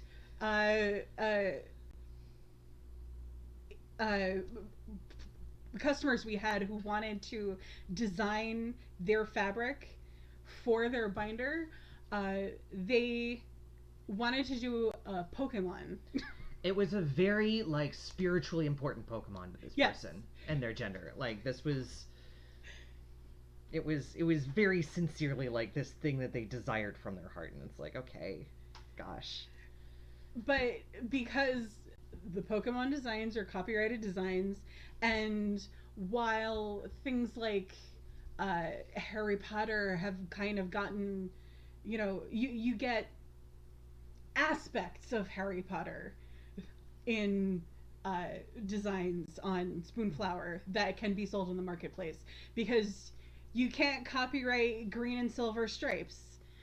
But Pokemon are so distinct that, and maybe it's just that they're slightly more litigious or concerned about it. They also just, they're like Disney in that they're everywhere, and that they see their stuff getting ripped off all the time. Right. So does Harry Potter. Sure. But so you can you can find Harry Potter inspired designs on Spoonflower. You cannot find anything Pokemon inspired on Spoonflower. And we had looked that up before, because I think some people, when Pokemon Go first came out, some people were asking about getting like one of the team insignias. We're like, we can't do that by hand. Yeah. No. Let's see if Spoonflower has something there. And that was when I found out that they have nothing. Yeah. And so, like, there are various ways to I'm distracted also because I am having trouble with this pattern. There are various ways to do, like, also Spoonflower as a platform does have some community debate amongst this. I'm in a Spoonflower group on Facebook that does have, like, various community debate, as all platforms with user submitted derivative content like fan fiction and fan art do. It's like, what's fair use? Mm-hmm. What's fair use? Do you is it specifically copyright infringing if it's green and silver stripes in that particular pattern with a snake on the end? Uh-huh. If it's that particular snake on the end, mm-hmm. like there's a lot of different back and forth about this. And I also read a lot of these in extreme interest because the design that I really, really wanted for a face mask this year was a Garfield meme. I just wanted Garfield's face with the words "You are not immune to propaganda" around it on a face mask. And this is an old meme, but it's a good one, and it's one that I have feelings about, and I wanted it on a face mask. And so I did some reading, like, is this fair use? What does it count? I don't think the actual face of Garfield, like, if you had drawn the Garfield face yourself, and, like, it was obviously not what's his face's drawing. Jim Davis. Yeah, Jim Davis's drawing. That I could see that argument, but it's just Garfield's face copy pasted onto a blue background with some text. And also, like, yeah. Also, if you're gonna turn that into a mask, it should be "You're not immune to COVID-19. I mean, there's that, but also, like, I like "You Are Not Immune to Propaganda" because there is so much weird fucking propaganda around masks yes, and there's mask also wearing. that, yeah. I'm trying to figure out what I did with this back pleat, because the back yoke of a shirt oftentimes has a pleat back there, though this shirt does not. And I've got this pattern, but this pleat isn't matching up. I may have done an extra notch somewhere. Sorry, I'm babbling. Okay, so it looks like there is a center. Negative says, also, we all want to steal from JKR, but I don't mind paying for Pokemon. Right, exactly. Yeah. Yeah. And also, like, if there were a way, if there was, like, a way for me to, if I could send Pokemon the profit from that binder, like, I wouldn't mind doing it. I'd do it, sure. Why the hell not? And this is also, fair use in spoonflower prints also ties into the thing that I posted a long rant about on Tumblr about the Hatsune Miku binder. Sorry, there's fruit flies. Should I get into the Hatsune Miku binder? No. Okay, that's fine. Why can't you fabric paint it? Is it a fabric issue? Yes, it is. Specifically, spandex is stretchy and fabric paint is not. Yeah. You can mix a certain paint medium into some paints to make it a fabric paint that soaks into fabrics, but... So it's more like an ink. So it's more like an ink, but that will still, when it dries, and it eventually does have to dry, it will still crack as the spandex stretches. The way we get around that with a lot of like custom designs is not to paint it, but to applique it. For simple designs, like say a star, I can just cut out a star and sew it on, or rather, I sew on a star and then I cut it out now, and that's much easier. And then if I sew it on with a stretch stitch, then it will stretch with the underlying fabric, and both of those spandexes stretch, and it's fine. But yeah, painting doesn't work. We tried it on samples. Also, the problem with doing an applique of the Pokemon Go team logos is that they are very complicated. They're super complicated. To do an applique, it really does have to be something that can be neatly cut out. And this is one of the reasons that, you remember when we did that cry-cut machine testing video, I really wanted the cry-cut machine to work, because if I could like program a cry-cut machine to cut me out a really complicated pattern on a fabric, that would have saved me a fair amount of grief on a number of different commissions that I shouldn't have taken. Listen, I love all of our commissioners so much. I love all of our custom order customers so much. There have been a couple of times where someone has sent me a reference image and I thought to myself, I don't know if I can do it. And I responded, sure, let's give it a shot. And then I regretted it. I did not regret the final product. I love those customers. Y'all are great. And also, nowadays, I try to like be honest with myself about what I can do. That's my caveat there. There have been a couple of commissions that are like, I love you, and I love this, and I love Yuri on Ice. And those ended up so good, though. The sheer effort that went into making them was like disproportionate to what I thought it was. I completely underestimated how much it would take for me to build like 3 or 4 layers of applique onto Victor's binder. I'm fully behind that. You probably should have charged more for those, but they looked so good. And also, like, I'm so grateful to the person who ordered them. I'm sort of glad that I didn't charge more. And also, if someone orders them again, I will charge more the next time, because I now know more how much labor goes into it. This too is part of being an entrepreneur, is that you learn as you go what the work requires. I do not mind that I have made that mistake. Yeah, you also you said that you were going to experiment with using the cry-cut for patterning the shapes potentially.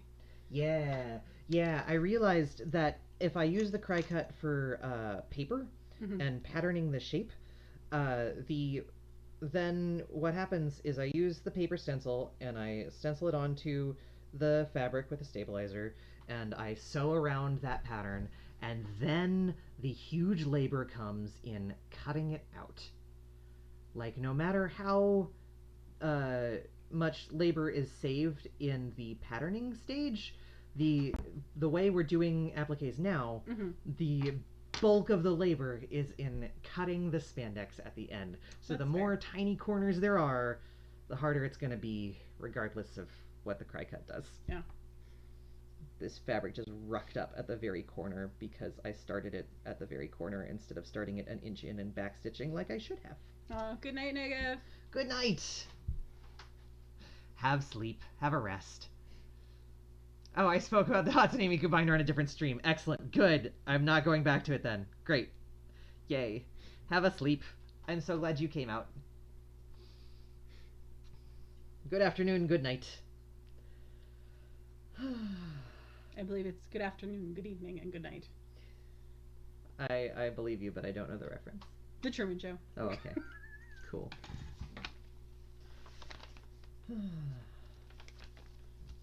Speaking of problematic celebrities. There we go. Now you're good. I'm stitching the yoke, which is the top back part, onto the back part of this shirt with the fun embroidery texture. God, I'm so excited to have a wardrobe of short sleeve shirts that are just mine, that I picked out with my particular butch aesthetic in mind. I'm so excited to go into my closet and be like, today, Haruka. Tomorrow, Darian. These are very, very different aesthetics. They are. They absolutely are. They are not. Haruka would never wear Darian's color palette. No, that's not true. I lied. It's not the color palette. It's just that he wears more sweatshirts. With the sleeves rolled up to his shoulders. Oh, the 90s. Oh, you know what I could do to make this shirt in particular super Haruka? Roll up the sleeves to the shoulders. Just sew the sleeves as rolls. Instead of sleeves, they could just be like a roll of fabric at the top. It doesn't have to be rolled up. It'll just automatically be rolled up when I put it on. It could be like that specific outfit that Haruka matches with Michiru that time when they have like the zigzag down the front. I don't remember, but I believe you. They have matching sleeveless shirts with like little poofs at the top and a zigzag buttoning down the front. It's the most 90s goddamn thing you have ever seen in a show full of 90s things. That's not true, because the outfit I'm thinking of was I think it was a white t-shirt with the sleeves rolled up like that. Yeah. And an acid wash denim vest over it. Yeah. With this, it wasn't actually a vest. It was clearly a jacket that she ripped the sleeves off of. Maybe I won't even put sleeves on this at all. Maybe I will just like make a denim trim around the armhole. I'm just gonna finish the armhole in denim. Call it a day. It's gonna be amazing. I'm gonna have to start doing push-ups.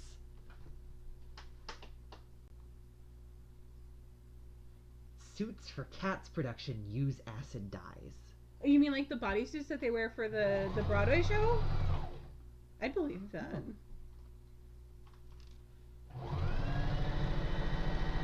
Getting into cottons meant learning so much about ways to dye fabric. Right, yeah, because synthetic fabrics don't really take to dye very well. That's why RIT has a very specific cotton dye and synthetic dye. Synthetic dye, yeah. Huh. So is the acid like specifically to break down the fiber until it will accept a dye? Probably. I mean, even natural dyes have to do that to some extent. Huh. Are natural dyes just naturally acidic? Probably to some degree. Yeah. Neat. I mean, natural. I assume, like cottons. They don't have the protective outer layer that wool does. That, wools and human hair does. Yeah, animal fiber versus plant fiber. Yeah, and like that protective outer layer is what needs to be opened in order for the strand to accept the dye. Otherwise it'll just sort of slide right off the top.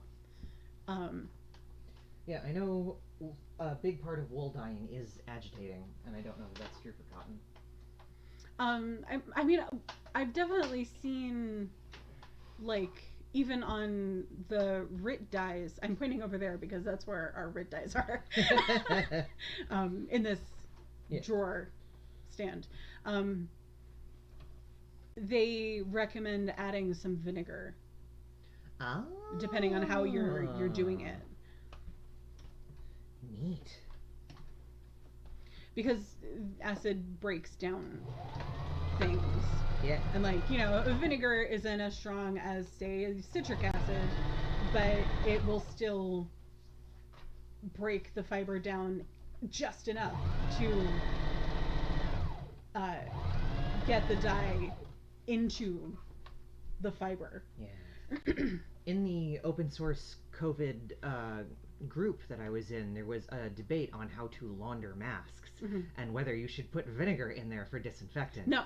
And the answer was no. And the whole point of cotton is that you can disinfect it just by washing it in hot water. Yep. That's the whole point. That's why people started using cotton in hospitals. Yep. And there is also like a number of mask making in group. One of the mask making in group debates or discussions that comes around a fair amount of time is how to or what to do. What are the requirements for a mask that can be autoclaved? Because an autoclave machine. Can you explain what an autoclave is? It's basically a steamer. Yeah. Okay. It's a very, very strong steamer. But you're only supposed to use it on non-porous material. Huh. As far as I know. I mean, okay, I didn't go through a lot of this. I got some of this rundown in beauty school, but autoclaves are mostly used in nail salons. And New Jersey, where I went through beauty school, New Jersey has you can either get your cosmetology license, which is focused on hair, but also does some of everything, some nails, some skincare, and some like classic barbershop stuff, like shaving. But they also have a separate nail technician education, which goes into, it goes far more in depth. So my understanding is that autoclaves are mostly used in nail salons where you have a lot of metal tools that get, you know, up under people's skin and occasionally get blood on them. Get right up in there. Or you get people who come in who don't realize that they have a fungal infection. And you don't realize until you've gotten their old acrylics off.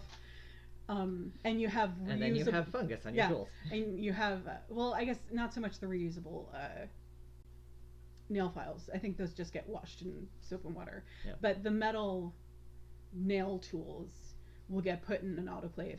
And I believe they're also used in hospitals because they also, you know, surgical tools. Yes. They're definitely used in hospitals because autoclavable masks is a thing.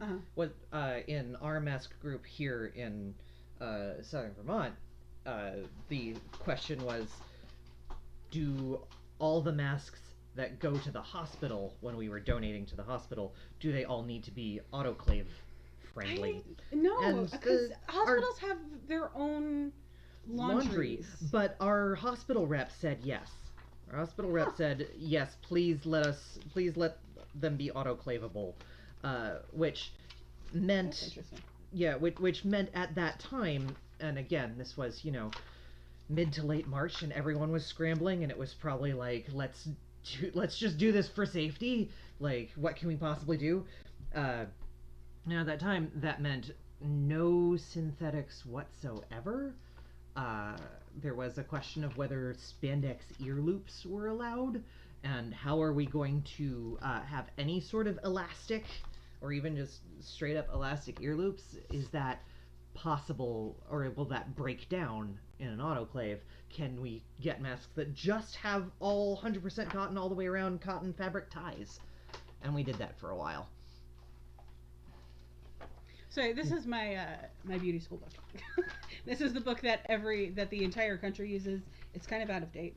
It was out of date when I was in school. Still, we used it as a resource when we were looking up ways to disinfect our own tools in the Shapeshifter studio, because even though we're now on completely staggered shifts, so no one's in the same studio, and we all have our own toolkits, we still want to disinfect our tools and just, you know, we'd like to have several layers of redundancy in our protection from each other, because none of us wants to get sick.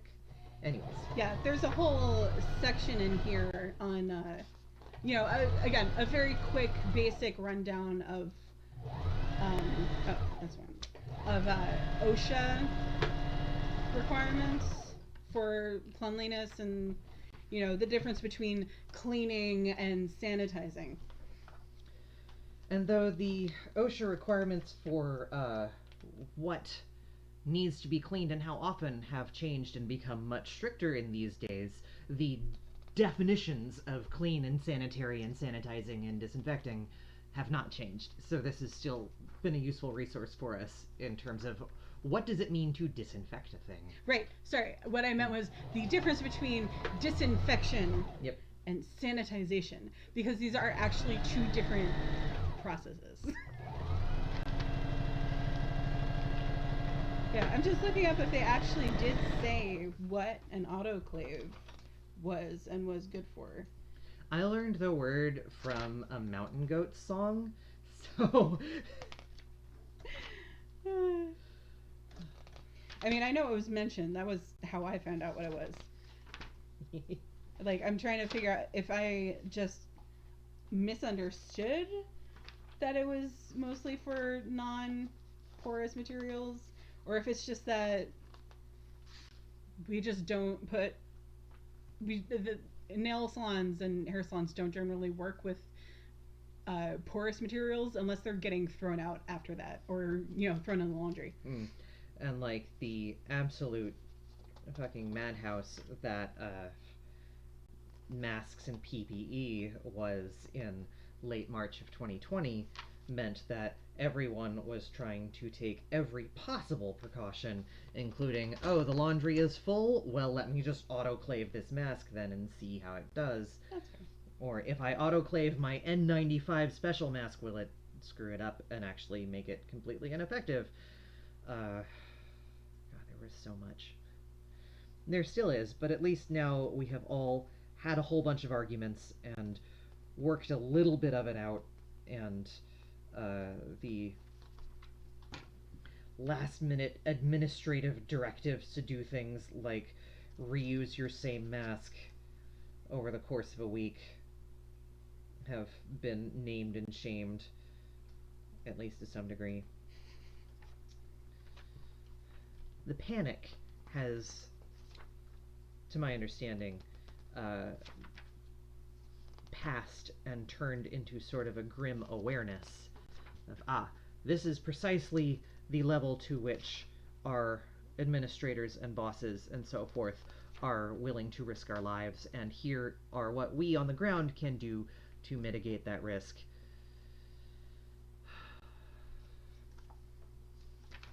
Apparently it's time for Eli's Grim Predictions sector of the show, where I just go ahead and say that as we enter into what the United States is calling the second wave of the coronavirus, but is in reality a continuation of wave 1, we are going to be less prone, we on the ground are going to be less prone to panic, because we know a lot more about each other, about our local capabilities, about what can be done locally and how much and for whom. And we also know a lot more about what kind of resources we do and don't have from people more powerful than us. Various hospitals know exactly how much their administration is or is not on their side. And so we can all go into the second wave with a sort of grim, cold-eyed determination, as we've more or less determined who our friends are. Sorry, I got grim. I couldn't find it. I'm not sure where else it would be, because the very next chapter is just about anatomy. Well, I have reached a point where I need to rethread this machine and then test it again, because the only light blue thread I have is a thicker thread than every other dang thread everywhere. And so I will need to run a whole bunch of tests before I can top stitch the shoulders onto this. But the more I make this particular shirt, the more I think, yeah, it's not getting sleeves. It's getting denim finishing on the armholes. And you can't stop me. Won't denim just wait? Like, there will be a lot of stress on that seam between this relatively thin fabric and a heavy, thick denim. That's true. What if I just finish it with the cork? Cork trim! Cork trim on my shirt! I have no idea if that will work. Like, it's lighter weight than denim. Most denims. That's true. It looks good. It looks good against it. Yeah, I think this is it. Gotta start doing push-ups. I don't gotta start doing push-ups, but I want to start doing push-ups. You have a weight. That's true. I have a weight set. I gotta, like, set an alarm on my phone or something. To be like, it's time to lift some weights so that you look good in your Sailor Uranus outfits. I already look good in my Sailor Uranus outfits. But there was a time when I was doing kendo, when I had 2 hours a week of swing a bamboo sword practice. Not 2 hours a week, 2 hours a day, 3 days a week. So 6 hours a week of swing a bamboo sword when I actually had, like, upper arm strength, and it was fucking amazing. I haven't had upper arm strength since color guard in high school. You know, the flag squad. You get into a routine, and at the end of that semester, I lifted a bike over an 8-foot tall fence and felt really proud of myself. Oh. Okay. I think, yeah, we've reached not quite a stopping point, but a finicky point. And I think we've shown off as many of the cute-ass fabrics as we're gonna... Wait! Bring the tentacles! Here's the other cool thing about Spoonflower prints, is that there are a lot of really cool people making really weird shit and, like, monstrous shit that you just don't find in general. And there's two different tentacles. Yes, two there very is different feels. There is a designer called Jade Gordon, whom we love, who just does tentacles on fabric forever. And I love her work, and I love making stuff out of her fabrics, and put tentacles on everything forever. And this latest round of Spoonflower prints to be made into masks has tentacles. It has some prints that are just eyes. It has some prints that are just teeth. And, yeah, we've made lots of binders out of, like, there's, she just has a run of these tentacles in different colors and with different backing colors. I believe we've called this one Tentacular Red. Yeah. Tentacular Black is the most popular, which is that same black backing but with purple tentacles. It's very good. There's a Tentacular Purple, which is purple tentacles with a slightly different shade purple black background. I think there's a Tentacular Teal. Yeah. Which is, I think it's black with teal tentacles. They're all very good. They all look very good on binders, and I think they're gonna look freaking amazing on masks. And then here are some more tentacles in a completely different... They're just cute little octopi. Someone ordered this on a binder, and I immediately said, I want it for masks too. This wasn't Jade Gordon, though. Yeah. That was a different designer whose name escapes me at the moment. We have a few designers who are very popular amongst our customers and also us, who we just know by sight, like, that's a Jade Gordon print. That's an Emery Allard Smith print. At least one more.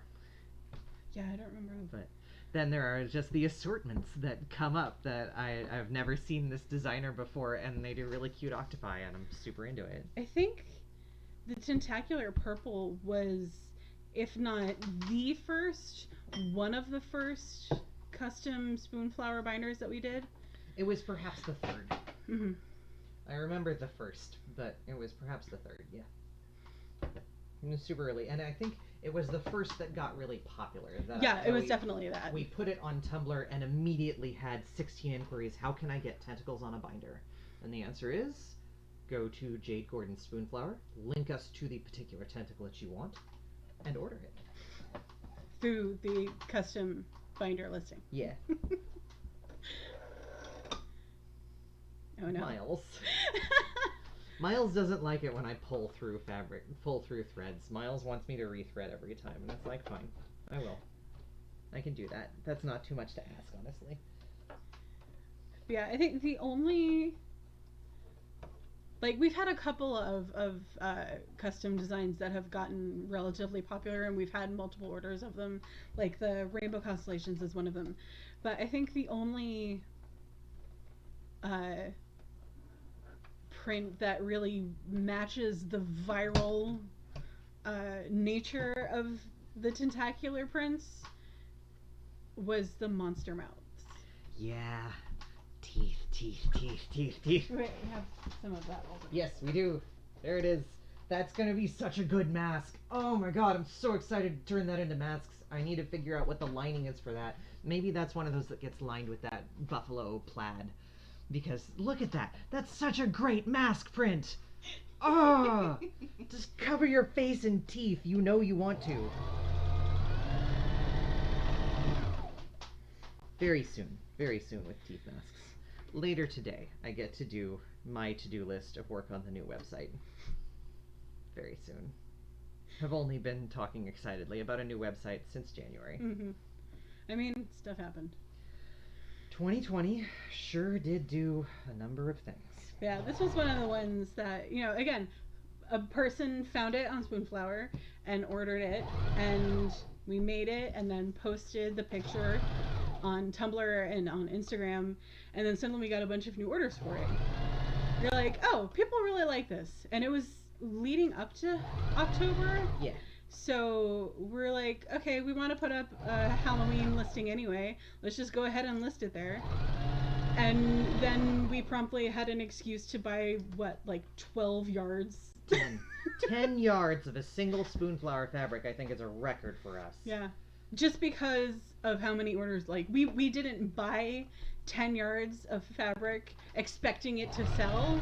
No. We bought 10 yards because that was how much people had bought. Yep. Yep. It's going to be really interesting this year when we're up and running under this new system where we only sell fabrics that we have in stock. Yeah. It's going to be freaking wild. Things are going to run out of stock and then we're going to buy them. It's going to be good. Okay, I have done the shoulder seams for this wonderful sleeveless 90s beast. It's going to get some loosely stitched side seams because it's on the same pattern as the green one where I'm making it super big and then tailoring it when it's done, or nearly done. And then it'll get a collar, I think. Yeah, after the side seams, the next step is to put a collar on both of them. And since I now have a pile of pins, which I extracted from the pattern here, I can put collars on shirts. And it is now past 5. So, is there anything else in particular you wanted to talk about? I don't think Our so. wonderful fabric collection, which we have taking up our dining room again. No. Oh yeah, this is where we used to store all of our fabric when we were working out of the space. Well, we're working out of the space again. We had one shelf just filled with, like, you know, buckets full of a couple yards of fabric each.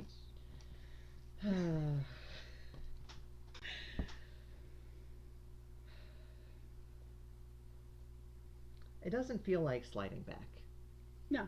We are adapting, turning both this space back into work and a little bit, and working at the studio together, doing both of those things at once is part of what we need to do to keep our footing in these troubled times.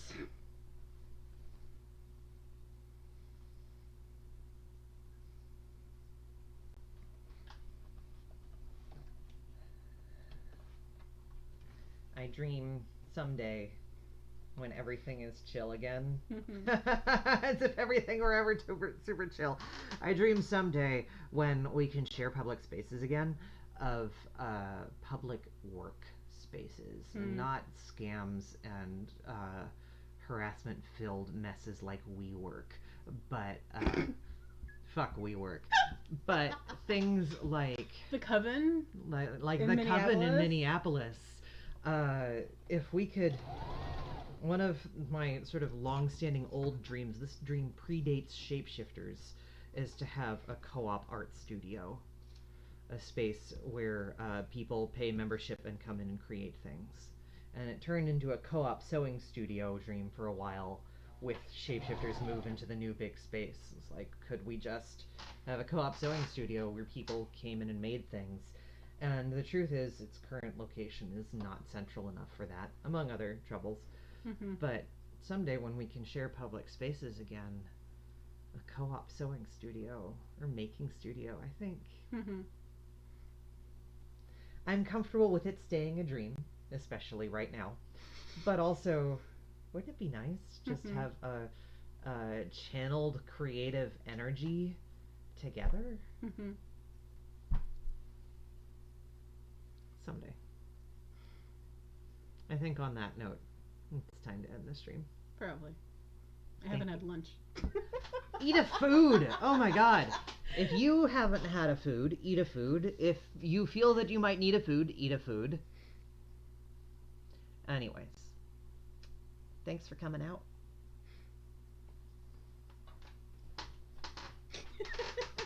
I What was are gonna say, you you have laughing to at? actually end it. Well, my mouse is out of batteries, so I guess I gotta No, do you have to another do thing. it on There, YouTube. this button? Yeah. Yeah. Bye.